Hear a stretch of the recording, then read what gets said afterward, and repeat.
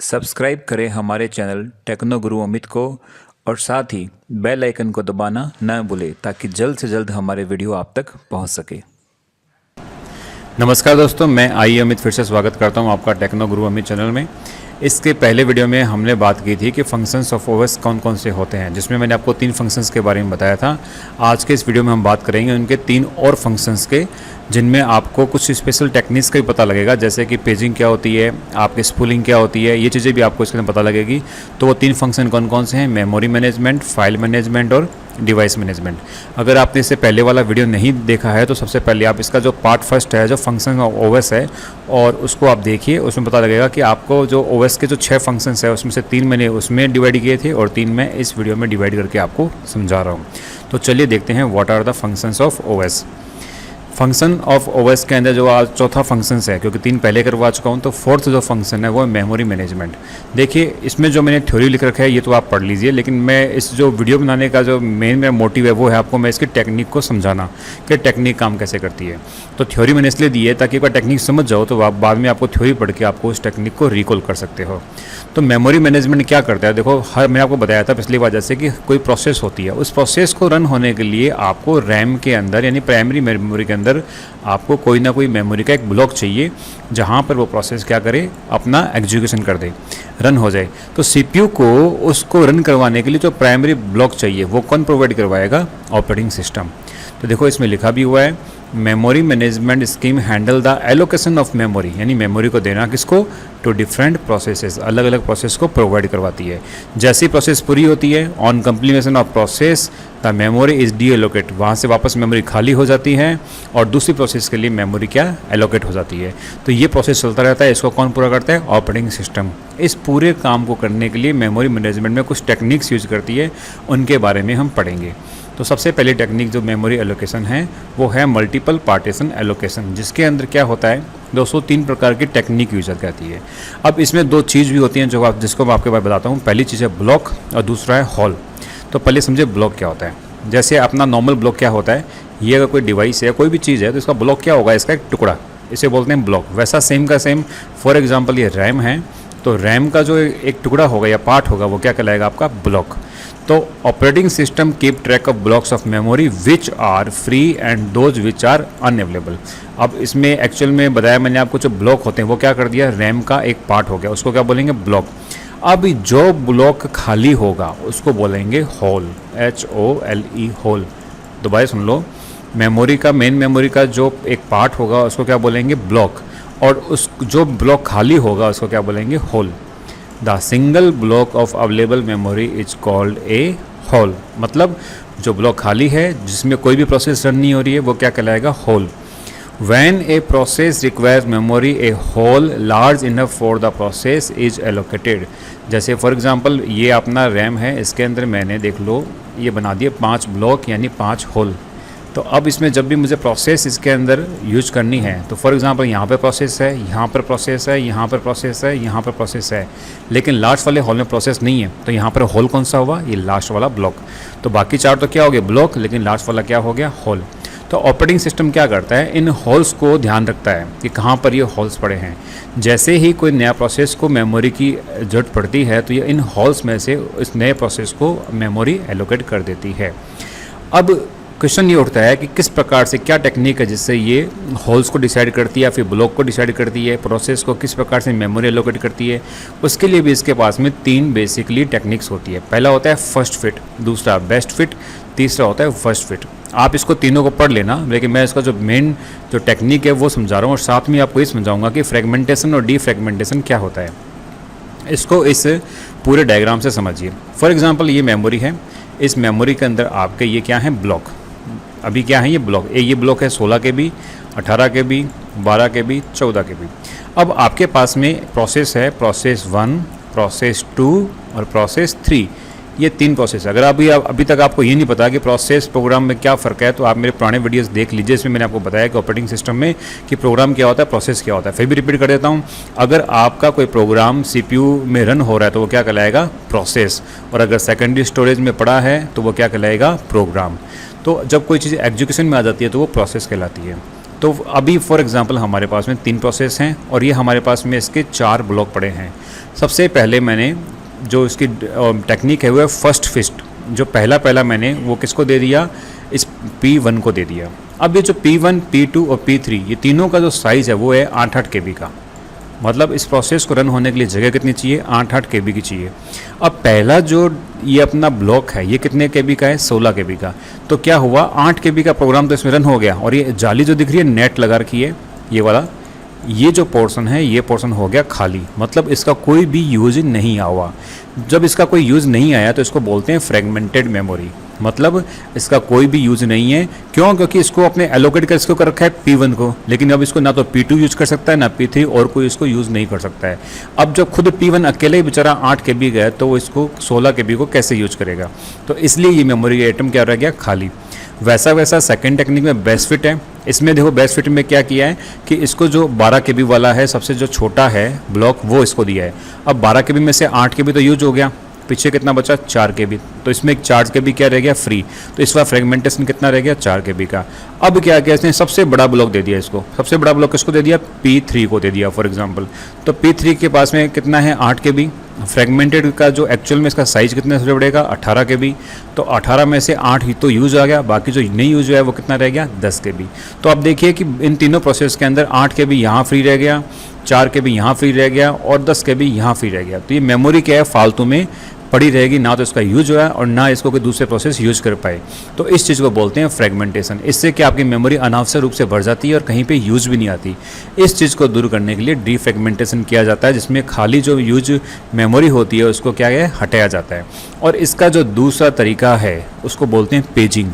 Paging के through जो ये डिसएडवांटेज था इसको दूर किया जाता है, जिसके अंदर फ्रेगमेंटेशन जो सिस्टम है उसको हटाया जाता है, उसको बोलते हैं पेजिंग। तो अगर ये टेक्निक समझ में आ गई है तो आप नेक्स्ट पे आइए, अदरवाइज इसको वीडियो को वापस से रिवाइंड करिए और आप इसको वापस समझिए मैंने आपको क्या बताया। इसके बाद जो नेक्स्ट है वो पेजिंग। पेजिंग के बारे में बता देता हूँ मैं आपको। सिंपल से इसके डायग्राम पे चलते हैं, पहले देखते हैं पेजिंग होता क्या है। जैसे फॉर एग्जांपल ये प्रोग्राम है एक P फॉर प्रोग्राम। इस प्रोग्राम के मैंने क्या कर दिए, टुकड़े, 3 टुकड़े कर दिए। इस 3 टुकड़ों को बोलते हैं पेज। मतलब कोई प्रोग्राम है उसका कोड है उसको मैंने टुकड़े में डाल दी, तो ये हो गया पेज 1, पेज 2, पेज 3। ठीक है, अब यहाँ पे है मेरी मेन मेमोरी। इस मेन मेमोरी के अंदर से जैसे फॉर एग्जांपल मैंने डाल दिया रैम। इस मेन मेमोरी के अंदर इसके मैंने टुकड़े कर रखे हैं, उनको बोलते हैं फ्रेम। क्या बोलते हैं, फ्रेम, FRAME। यहाँ पे फ्रेम कितनी है, A B C D E, 5 frame है। अब देखो पेजेस कितने हैं, 3, और फ्रेम कितनी है, 5। अब इसमें फ़ायदा ये होता है पेजेस के अंदर कि आपको ज़रूरी नहीं है कि आपने इस पेज 1 को यहाँ पे डाला A, अगर उसके बाद में कुछ डेटा यहाँ पे फ्री रह गया A के अंदर या B के अंदर कहीं पे डेटा फ्री रह गया, तो ये दोनों 2 और 3 या किसी भी फ्रेम के अंदर कहीं पे भी जाकर क्या होते हैं, स्टोर हो सकते हैं। तो आपको ये ज़रूरी नहीं है कि आपका एक प्रोसेस एक बार में एक ब्लॉक के अंदर ही रहे। वह किसी अगर उसका कोई दूसरे ब्लॉक में कहीं जगह खाली है तो वो वहाँ पर भी क्या हो सकता है, जा सकता है। उसका कुल टोटल कहने का मतलब ये हो गया कि रैम के अंदर कोई भी जगह है जो अनयूज्ड नहीं रहेगी। ये सिस्टम कहलाता है पेजिंग। अब पेजिंग का काम कैसे करता है, वापस इसको पूरा प्रॉपर समझिए कि फॉर एग्जांपल CPU है और यहाँ पर है हमारी फिजिकल मेमोरी यानी रैम। इस रैम के अंदर क्या बना रखे हैं अपने ने, जैसे मैंने आपको बताया फ्रेम बना रखे हैं। अब जब CPU जो किसी प्रोग्राम होता है उस प्रोग्राम के करते हैं टुकड़े करने पर उसका बनाता है एक लॉजिकल एड्रेस। उस लॉजिकल एड्रेस में होता है पेज नंबर और साथ में होता है ऑफसेट यानी वो डेटा जिस पर वो प्रोसेस करता है। पेज नंबर किस लिए होता है, इसके लिए वो बनाता है एक टेबल जिसको बोलते हैं पेज टेबल। इस पेज टेबल में क्या होगा, एक तो होगा पेज नंबर यानी ये वाला पेज नंबर, और साथ में बताएगा कि जो जैसे फॉर एग्जांपल पेज नंबर 1 है और ये page number 1 frame number A में क्या स्टोर है, तो टेबल कैसे बनाएगा, पेज 1 फ्रेम A, पेज 2, अब पेज 2 फॉर एग्जांपल कहाँ है, C में है तो क्या बनाएगा C। इस प्रकार से पेज 3, अब ये फॉर एग्जांपल पेज 3 है E में तो E। इस प्रकार से टेबल बनाएगा। तो जैसे ही सीपीयू किसी प्रोग्राम को एग्जीक्यूट करेगा तो लॉजिकल एड्रेस में से जो पेज नंबर है वो पहले कहाँ आएगा, इस टेबल के पास आएगा। इस टेबल में आके चेक करेगा कि इस पेज के सामने कौन सा फ्रेम लिखा हुआ है। तो अभी देखिए इस पेज के सामने कौन सा फ्रेम लिखा हुआ है। फॉर एग्जांपल प्रोसेस फर्स्ट है तो इसके सामने पेज क्या लिखा हुआ है, ए। तो यहाँ से ये ए निकलेगा और ये यहाँ से कहाँ चला जाएगा, फिजिकल एड्रेस में। तो कहने का मतलब है वहाँ से उठा कौन सा, लॉजिकल एड्रेस, और यहाँ पर क्या आया, फिजिकल एड्रेस। क्यों? क्योंकि सीपीयू को नहीं पता कि उसका प्रोसेस आगे जाकर रैम में किस फ्रेम के अंदर स्टोर है। तो उसे कौन बताएगा, ये पेज टेबल उसको बताएगी। तो पेज टेबल से क्या निकला, उस पेज का वो एक्चुअल में जो इसका फिजिकल एड्रेस है जो पड़ा है ए, वो निकला। वो कहाँ पे सेव हो गया, फिजिकल एड्रेस में। अब ये किस प्रकार से बन गया, ए प्लस उसका ये ऑफसेट, ये हो गया इसका फिजिकल एड्रेस। अब ये डायरेक्ट कहाँ पे जाएगा, ये सीधा इस ए ब्लॉक में जाएगा। यहाँ से डेटा को क्या कर लेगा, स्टोर कर लेगा या रिट्राइव कर लेगा। इससे फ़ायदा क्या हुआ, इससे फ़ायदा हुआ देखो ये कहीं पे भी कोई भी पेज किसी भी जगह पर स्टोर हो सकता है। और जो अपना फ्रेगमेंटेशन था उसके अंदर क्या था, आप देखिए किसी प्रोग्राम को एक ही जगह पे पूरा यूज होना ज़रूरी था, किसी दूसरे की मेमोरी को वो यूज नहीं कर सकता था। तो ये फ़र्क हुआ फ्रेगमेंटेशन में और पेजिंग के अंदर। उसके बाद में तीसरी जो चीज़ आई वो थी अपनी वर्चुअल मेमोरी। ये सेम वैसे ही है, फ्रेगमेंटेड जो आपने यूज किया था सेकंड अभी, सेम उसी की तरह है, लेकिन इसमें थोड़ा सा फ़र्क है कि वर्चुअल मेमोरी के अंदर क्या करता है। जैसे फॉर एग्जांपल ये तो होगी आपकी रैम और ये होगी आपकी हार्ड डिस्क, यानी सेकेंडरी स्टोरेज डिवाइस। कई बार प्रोग्राम ऐसे होते हैं जो साइज में बहुत बड़े होते हैं, और आपको बताया मैंने कि जब भी कोई प्रोग्राम रन होता है तो उसको कहाँ रन होना पड़ता है, रैम के अंदर। जैसे फॉर एग्जांपल ये है अपने 100 KB का एक प्रोग्राम है, पी फॉर प्रोग्राम 100 KB का है, और ये रैम है अपनी वो है हमारी मात्र 80 KB की। तो अब ये पॉसिबल नहीं है कि 100 KB का प्रोग्राम इस रैम के अंदर एक बार में सारा स्टोर हो जाए और रन हो जाए। इस कंडीशन में क्या करते हैं, इसको हार्ड डिस्क का यूज़ लेते हैं। इसमें इस प्रोग्राम के जैसे बताया मैंने आपको क्या कर देंगे, पेजेस के अंदर टुकड़े कर देंगे। फॉर एग्जांपल 100 पेजेस में मैंने टुकड़े कर दिए। ये सारे के सारे 100 पेजेस है, कहाँ स्टोर कर दो, सीधा हार्ड डिस्क के अंदर। हार्ड डिस्क में 100 कर दिए। अब हार्ड डिस्क के अंदर 100 पेज पड़े हैं। अब फॉर एग्जांपल जैसे से प्रोग्राम को रन करवाएंगे तो ऐसा तो नहीं है सारे एक साथ एग्जीक्यूट होंगे। जिन जिन पेजेस की जरूरत पड़ेगी वो पेज क्या करेगा, रैम इस हार्ड डिस्क से मांग लेगा। इसको बोलते हैं डिमांड पेजिंग। तो जैसे फ़ायदा क्या हो गया इसका कि जितने भी पेज हैं कहाँ स्टोर पड़े हैं, हार्ड डिस्क में। और हार्ड डिस्क की क्षमता आपको पता है बहुत ज़्यादा होती है। तो यहाँ पर क्या MB क्या GB के अंदर डेटा स्टोर हो सकता है। तो कितना भी बड़ा प्रोग्राम हो कहाँ स्टोर रहेगा, हार्ड डिस्क में।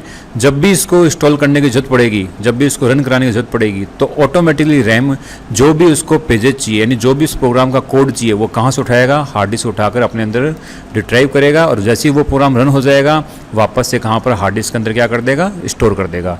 तो इसको बोलते हैं हम, क्या नाम बताया मैंने आपको, वर्चुअल मेमोरी। क्यों? क्योंकि एक्चुअल में मेमोरी है नहीं, ये क्या वर्चुअल है, आपको दिखाई नहीं देती। वैसे भी ये इतना फास्ट होता है कि हम इस चीज़ को महसूस भी नहीं कर सकते हैं। लेकिन इसके लिए एक चीज़ बता दूं आपको मैं, रैम एटलीस्ट इतनी होनी चाहिए कि भाई आप इस चीज़ को पूरा काम करने के लिए सक्षम हो। तो इसको बोलते हैं वर्चुअल मेमोरी। अगला जो इसका काम है, फंक्शन है, वो है फाइल मैनेजमेंट। फाइल मैनेजमेंट का वैसे आप जब DBMS करेंगे तो उसको प्रॉपर करेंगे, लेकिन मैं थोड़ा सा बताया हूँ आपको। इसके पहले भी मैंने बताया था कि फाइल मैनेजमेंट बेसिकली 2 प्रकार से होता है। एक तो होता है फाइल, एक होता है डायरेक्टरी। मतलब जो अपने किसी चीज़ को फाइल बनाते हैं जिसके अंदर उसके क्या होगा, फाइल के सब चीज़ें एट्रीब्यूट्स होंगे और उसको एक्सेस करने का तरीका भी होगा। जैसे एक तो होता है सीक्वेंशियल एक्सेस, एक होता है डायरेक्ट एक्सेस। इसके बारे में पहले आपको बता चुका हूँ। मतलब किसी को सीरियल वाइज आप एक्सेस करते हो, जैसे एग्जांपल बताया था मैंने, तो वो कौन सा हो गया, सीरियल। और अगर आपके पास में डेटा अलग अलग पड़ा है और कहीं से भी आप एक बार में किसी भी जगह पर जाके आप डेटा फेच करो तो that is called direct access. Sequential access हो गया अपने ऐसे मैग्नेटिक टेप, जैसे रील आया करती थी, उसके अंदर क्या होता था, सीक्वेंशियल एक्सेस। और हार्ड डिस्क होती है, उसके अंदर क्या यूज़ होता है, डायरेक्ट एक्सेस। तो फाइल मैनेजमेंट 2 प्रकार से होता है, एक तो फाइल और दूसरा होता है डायरेक्टरी। डायरेक्टरी आप सब समझते हो, जैसे आपने माई PC ओपन किया, उसके अंदर C आया, C के अंदर फोल्डर होगा, फोल्डर के अंदर सब फोल्डर होगा, तो वो क्या कहलाएगा, एक ट्री स्ट्रक्चर डायरेक्टरी। तो ये होता है इसके अंदर फाइल मैनेजमेंट। इस पर ज़्यादा क्वेश्चन पूछते नहीं है। जो ज़्यादा पूछने वाला क्वेश्चन था वो था अपना पेजिंग क्या होता है, डिमांड पेजिंग क्या होता है, वर्चुअल मेमोरी क्या होती है, और साथ में इसके अलावा जो फर्स्ट बिट, बेस्ट फिट और वर्स्ट फिट क्या होते हैं, इसके बारे में क्वेश्चन पूछा जाता है। अगला जो फंक्शन है इसका वो है इसका डिवाइस मैनेजमेंट। डिवाइस मैनेजमेंट में भी 2 क्वेश्चन पूछे जाते हैं, उसके बारे में बता दूं। वैसे आपको पता है डिवाइस मैनेजमेंट क्या होता है कि जो इनपुट आउटपुट डिवाइसेस होती हैं उनको कंट्रोल क्या करता है, ऑपरेटिंग सिस्टम करता है। अब इनपुट आउटपुट डिवाइस के बारे में थोड़ा बहुत मैंने यहाँ पे लिख रखा है, आप चाहो तो इसको पढ़ लेना। लेकिन जो इसकी जो बेस चीज़ है वो आपको मैं बता दूँ वो क्या है। इसकी जो बेस चीज़ है वो है 2, एक तो होता है बफरिंग और एक होता है स्पूलिंग। इसके बारे में आप बहुत कम बच्चों को नॉलेज होता है, तो इसके बारे में बता दूँ मैं आपको। एक इससे पहले शेड्यूलिंग है, ये तो आपको पता है, जैसे CPU शेड्यूलिंग होती है वैसी scheduling of input output devices, यानी कौन सा इनपुट डिवाइस कब यूज होगा और कौन सा आउटपुट डिवाइसेस कब यूज होगा, इस सारे को जो कंट्रोल करते हैं उस टेक्निक को क्या बोलते हैं, scheduling of input devices output devices. अब बात करते हैं बफरिंग। देखो बफरिंग गौर से समझना, बफरिंग क्या होता है, यानी बफर। फॉर एग्जांपल अपना CPU है, इस CPU के पास में यहाँ पर आपका क्या है, इनपुट आउटपुट डिवाइसेस हैं ये सारी। तो अब जब CPU को कोई भी चीज़ चाहिएगी, यानी कोई भी प्रोसेस ये पूरा करेगा, तो ये कहाँ जाएगा, इनपुट आउटपुट डिवाइसेस को बोलेगा। तो इनपुट आउटपुट डिवाइस क्या करेगी, बाहर से डेटा को लेगी, उसके बाद में वापस कहाँ देगी, CPU को देगी। तो इसके बीच जो टाइम लगा उस समय CPU क्या रह गया, आइडल। इस चीज़ को दूर करने के लिए बीच में बनाएगी एक बफर मेमोरी, जिसको बोलते हैं बफर मेमोरी। अब क्या करेगा, CPU ने इससे कोई चीज़ मांगी इनपुट आउटपुट डिवाइस से, तो ये उसको डेटा को क्या करेगा, सबसे पहले बिना मांगे ही इस बफर मेमोरी में सेव करने लगेगा। फॉर एग्जांपल CPU ने इसे नहीं मांगा, उसके बावजूद भी ये क्या करेगा, जो भी अगली प्रोसेस है उसके लिए जो भी डेटा चाहिए वो क्या करेगा, बफर मेमोरी में सेव करके रखेगा। अब जैसे ही CPU को उस डेटा की जरूरत पड़ेगी तो CPU इनपुट आउटपुट डिवाइस के पास नहीं जाएगा, वो कहाँ जाएगा, सीधा इस बफर मेमोरी के पास जाएगा, यहाँ से डेटा उठाएगा और उसको काम करना चालू कर देगा। इससे क्या फ़ायदा हुआ, CPU का आइडल टाइम बच गया। अब CPU इसमें आइडल नहीं रहेगा, उसको किसी भी इनपुट आउटपुट डेटा के लिए वेट नहीं करना पड़ेगा। और इनपुट आउटपुट डिवाइस भी क्या होगी, उसका भी आइडल टाइम बच गया, क्योंकि उसको अब जब CPU कॉल करे तब वो काम करे ऐसी कंडीशन नहीं रहेगी। उसको जैसे ही एक काम पूरा होगा अगले काम के लिए डेटा स्टोर करेगा और बफर मेमोरी के अंदर स्टोर कर देगा। इसको बोलते हैं बफर। अब दोस्तों इसका अगला जो स्टेप है वो होता है स्पूलिंग। इसका पूरा नाम है simultaneous peripheral operation on line. इसको बोलते हैं स्पूल, इसी से बना हुआ है स्पूलिंग। स्पूलिंग सेम वही कंसेप्ट है जैसे बफर है, जैसे यहाँ पर एक CPU हो गया और यहाँ पर हो गया आपके इनपुट आउटपुट डिवाइसेज, जो क्या करती है, इनपुट आउटपुट लेने का काम करती है। यहाँ पर आपका बफर, लेकिन स्पूलिंग में क्या कर दिया, बफर का साइज क्या बढ़ा दिया, यानी बफर का साइज अगर पहले 20 KB था तो यहाँ पर उसको कर दिया 2000 KB। तो बफर क्या होगा, साइज उसका बढ़ जाएगा। अब इससे फ़ायदा क्या होगा कि जब भी इनपुट आउटपुट डिवाइसेस को डेटा चाहिएगा ये उठा के कहाँ डालता रहेगा, इस बफर में, और CPU को जब चाहिएगा तो कहाँ यूज करता रहेगा, इस बफर को। फ़ायदा ये हो गया कि बफर का मतलब तो केवल था छोटा बफर मेमोरी, स्पूलिंग का मतलब बड़ी बफर मेमोरी जो बहुत ज़्यादा डेटा को एक बार में स्टोर कर सकती है। अगर आपको ऐसे समझ में नहीं आता स्पूलिंग को, तो सबसे अच्छा एग्जांपल है प्रिंटर। आप प्रिंटर का यूज करते हो, आप जब प्रिंट की कमांड देते हो तो आप भले चाहे एक साथ में 5-7 कमांड दे दो और उसके बाद में आप उसको बंद कर दो अपने कमांड ऑप्शन को, लेकिन प्रिंटर के अंदर जो है वो बफर मेमोरी के अंदर 5-7 कमांड एक साथ में सेव हो जाएगी और लाइन से लाइन सारे कमांड एक के बाद एक बार रन हो जाएंगी और जितने भी प्रिंट है वो एक के बाद आप निकल जाएंगे। तो वो क्या कहलाती है, स्पूलिंग। बफर के अंदर सारा डेटा उसका, सारे जो इंस्ट्रक्शन है उसके बफर के अंदर सेव हो जाते हैं। इसका मैंने एग्जाम्पल भी दिया हुआ है कि यूजर्स में है give several print commands and continue working with other operations. The printer can print only one job, ये आपको ही पता है एक बार में एक ही जॉब कर सकता है, लेकिन the rest of the jobs are stored in the spool in a queue. Spool यानी उसकी बफर में एक क्यू के रूप में यानी लाइन के रूप में सारे सेव हैं। And the printer access the spool when it is ready to print the next job. जैसे ही उसका नेक्स्ट जॉब का काम आएगा उसको प्रिंट कर देगा। तो यूज़र क्या हुआ, एक बार डेटा उसमें डालकर फ्री हो गया। तो इसी क्या होता है कि CPU की इनपुट आउटपुट की इन सब का जो आइडल टाइम है वो नील के बराबर होता है। तो दोस्तों ये था आज का टॉपिक जिसमें मैंने आपको फंक्शंस बता दिए सारे। अगर इसमें भी अभी भी आपको कोई चीज़ क्लियर नहीं होती है तो आप मुझे कमेंट कर सकते हैं। आप इस वीडियो के कमेंट सेक्शन में आप अपना कोई भी कमेंट है वो आप मुझे डालिए। साथ में मेरी जो मेल ID है technoguruamit@gmail.com, वहाँ पे आप मुझे मेल भी कर सकते हैं। इस PPT को मैं शेयर कर रहा हूँ। साथ ही इस जो पूरे IA की जो क्लासेज है उसका एक स्पेशल लिंक है जिसमें जितने भी मैंने अभी लेसन्स लिए हैं उन सबको मैंने दिया है। तो उस लिंक को मैं इस वीडियो के डिस्क्रिप्शन और हर वीडियो के डिस्क्रिप्शन के अंदर डाल रहा हूँ, वहाँ से आप उस पर क्लिक करिए और जितने भी लेसन्स हैं IA के एग्जाम से रिलेटेड वो आपको मिलेंगे। तो दोस्तों देखते रहिए टेक्नोगुरु अमित, और नेक्स्ट के अंदर हम देखेंगे ऐसे ही कोई नया एक टॉपिक जो स्टेप बाय स्टेप IA के एग्ज़ाम के लिए ज़रूरी है। और अभी तक अगर आपने हमारा चैनल सब्सक्राइब नहीं किया तो प्लीज़ चैनल को सब्सक्राइब करिए, लाइक करिए, शेयर करिए। धन्यवाद।